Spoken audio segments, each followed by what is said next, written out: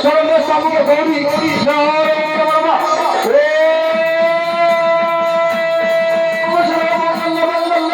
শিব সাধকে স্বর্ণ স্তম্ভকে গৌরী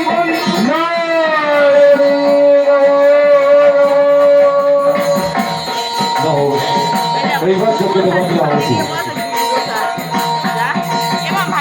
ও অভিদাস ও অভিদাস সাহা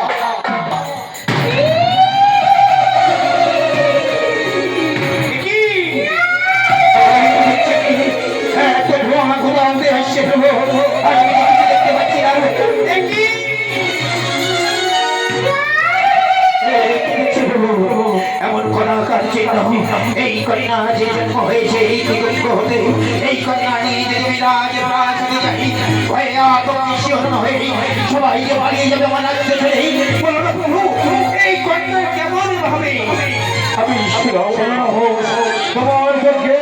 বাবা হাতে হয়েছে জন্ম তাই নাম দিলাম আমি কি বলছেন প্রভু মহাবতী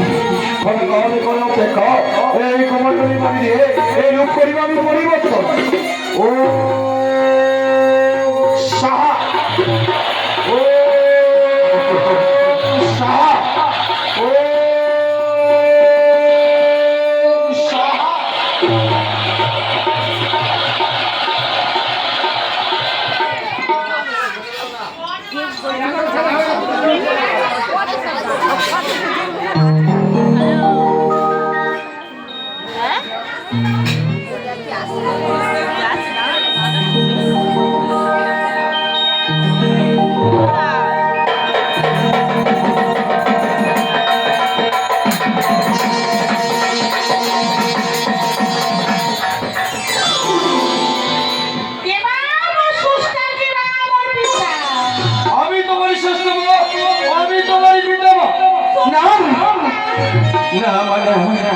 আমি তোমারই পিতা আমি তোমারই শ্রেষ্ঠা পুত্র সিদ্ধ ওই পুত্র সিদ্ধ হতে হয়েছে কন্যা তবে কন্যা আমারই কন্যা না প্রভু না এ হতে তাই আজ আমি এই কন্যাকে নিয়ে যাবো না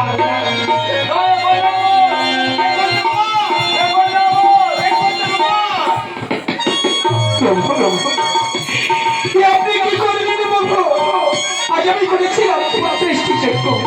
সেই যোগ্য হতে হবে সেই কন্যার জন্য তাহলে কেন আপনি এমন করে আমার মুখ থেকে ছিনিয়ে নিচ্ছেন বলুন না তুমি কেন বুঝতে পারছো না আচ্ছা আমি দেখ কন্যা তাই যে আমারই কন্যা সে দেবী কন্যা হোক আর যোগ্য আমাকে যে কন্যার জন্ম হয়েছে সে যে আমারই কন্যা আপনি তো বলেছিলেন যে যদি প্রতিবেশী যোগ্য করে সেই যোগ্য হতে হইবে তোমার কন্যাকে মহত্ব তাহলে কেন কেন আপনি এমন করে আমার মুখ থেকে আপনি ছিঁড়ে নিচ্ছেন প্রভু এই কন্যাকে আমাকে কেন বলছেন দিতে এই যে আমারই কন্যা আপনারই কন্যা আমারই কন্যা চমৎকার প্রভু চমৎকার আপনারই লীলা আজ আপনি আমার কাছ থেকে এমন ভাবে আমার কন্যাকে ছিনিয়ে নিয়েছেন তাই আজ আমি আপনাকে আমি শত শত ধিক্কার জানিয়ে গ্রামে দেবতারা শুধু নিতেই জানে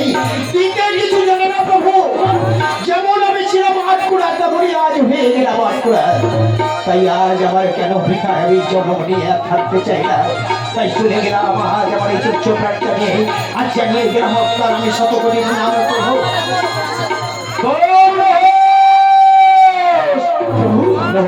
কি হবে আমি মানব জন্মে কোনদিন তার আমি পিতা ডাক শুনতে পাবো না সবাইকে আমার যেমন ভাবে তিরস্কার করে তেমনই আজ আমার তিরস্কার করে সবাই আমাকে আটকুড়া করে রাখবে তাহলে কেন কেন আমি এই ধরার মুখে থাকবো তুমি